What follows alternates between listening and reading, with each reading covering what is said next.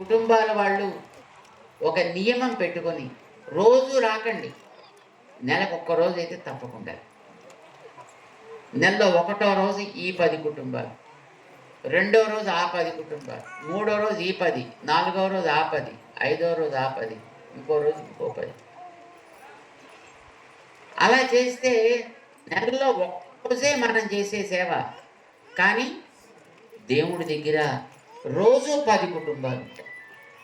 మంచిదే కాదు? ఏందండి, మంచిదంటారా కాదంటారా? అలా చేయొచ్చా చేయకూడదా? చేస్తే పాపం వస్తుందా? మనకి పుణ్యమో పాపమో ఇంపార్టెంట్ కాదు, మన దేవుడి గుడి కళకళ్ళాడుతూ ఉండాలి. ఎలా ఉండాలి గుడి? ఎప్పుడు కళకళ్ళాడుతూ ఉండాలి. ఎప్పుడు దేవుడి గుడిలో 10 మంది జనం ఉండాలి. వాళ్ళు భజనలో, పాటలో, మాటలో, ఆటలో ఏదో చేస్తూ ఉండాలి, పద్యాలు ఏదో చదువుతూ ఉండాలి.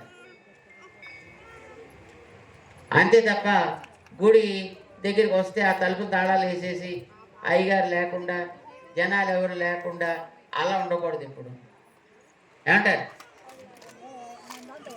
ఎప్పుడు కూడా గుడి చైతన్యవంతంగా ఉండాలి. అలా తయారు చేసుకోవాలి.